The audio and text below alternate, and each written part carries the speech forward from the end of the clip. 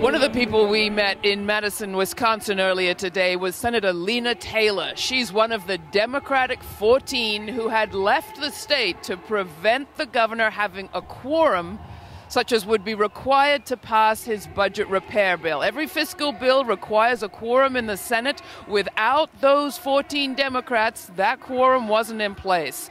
Senator Taylor came back today. We welcomed her home, and we asked her whether she was here to stay. I am so excited to be home on what I call God's country, all right, Green Bay Packer land. It's very exciting to be back and be back with my family, with my little boy.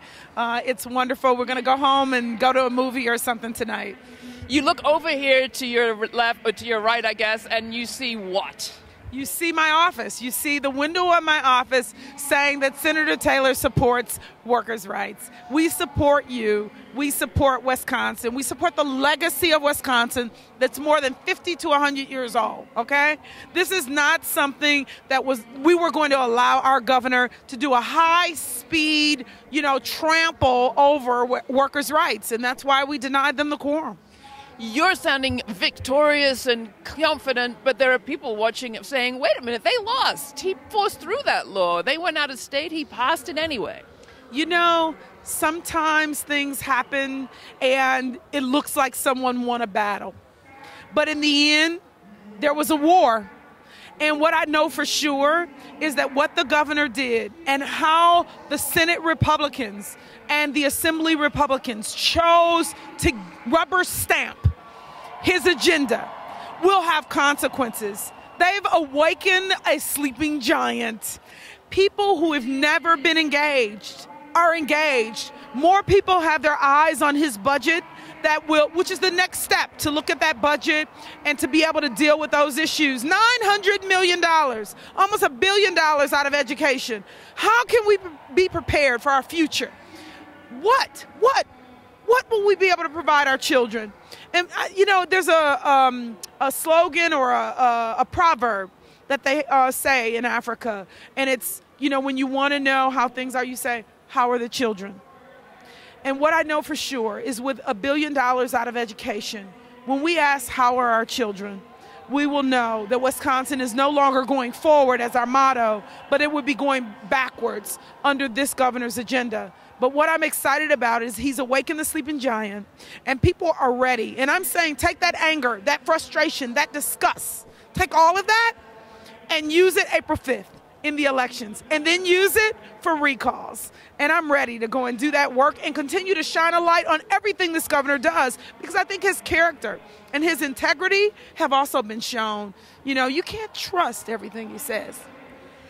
You've had some time elsewhere to think about numbers and budgets and this argument that Wisconsin, your state, is in trouble financially. What have you decided about the finances of this state, and what other decisions or what other better plan do you have for how to deal with the challenges that you face without hurting the children? Thank you so much for asking that. First of all, before we left, we knew that the Fiscal Bureau, which is a nonpartisan organization that helps us with our budget, said that we did not have a fiscal crisis. That's number one. That's what they said. Now, what I do know is that we can't stay on the track that we're on, which is why the work I did last session, helping with correction reform, was really important. It's our third largest spender. We're projected to spend $2.5 billion on corrections. We are presently, at capacity in our prisons. And so the question is, what can we do different? And if we're going to just have, quote unquote, truth in sentencing, which has a cycle that people can be in indefinitely, that's not truth in sentencing. What we need to do is figure out how we can help people to reintegrate into society, because the experts have shown us that where we have a problem is reentry. And so if we can help people to be stronger when they leave and get the resources that they need around them or support systems around them, and I think we can do that with faith communities, that we can change some of our spending there. I don't disagree with the governor that there are some things we need to do different in education reform, but we don't have to take away the table. The table allows us to bring all hands on deck and to talk about how can we do this differently. I respect that the governor didn't do good in negotiations. Negotiations one-on-one, he doesn't get.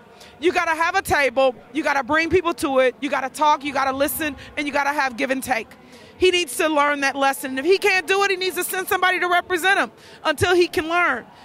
So those are some things I think we could do right away and get different results. Clearly, our governor's not there yet. But I have a favorite candy. It's called Now-a-laters. If he won't listen to the people now, he'll be forced to listen to them later. Are you going to stay around here in Wisconsin now, go back into the State House and do your job? Actually, I'm going to go and get my baby, and we're going to go to a movie, and I'm going to spend some time, quality time with him. He's not feeling well, so he's my priority right now, and that's it. What about on Monday? On Monday, if we have session, then we'll go from there. They say that, well, they can arrest you. No, they can't. The Constitution says that they can. And more importantly, there are 3 branches of government. There's the legislative branch, the judicial branch, of course, and the executive branch. From the Senate's perspective, they can have their own opinion about our choices. But if they want to get the judicial branch to do something, it has to be a civil or it has to be a criminal offense in order for us to be able to be arrested, for them to have an arrest warrant. We broke no law. I respect they don't like that we use the law to deny them a quorum, but we broke no law. We did what Lincoln did. Lincoln jumped out the window. Now, even though my window is on the ground, it still would have taken a little bit, of limberness that I don't have. So I was glad we just ran for the border. Lena Taylor, State Senator Democrat of Wisconsin, back in town. We'll stay in touch with you as the weeks go forward. Lena, thanks so much for being a guest on GRITtv these many weeks. Thank you so much. We had a little grit in order to do this, so this is awesome stuff, and power to the people. Power to the people. Enjoy GRITtv? Want more people to see it? Well, we are making our show available free to public television stations. We need your help to express your opinion. If you'd like to see the show where you live on public television, call your local station and ask for GRITtv with Laura Flanders.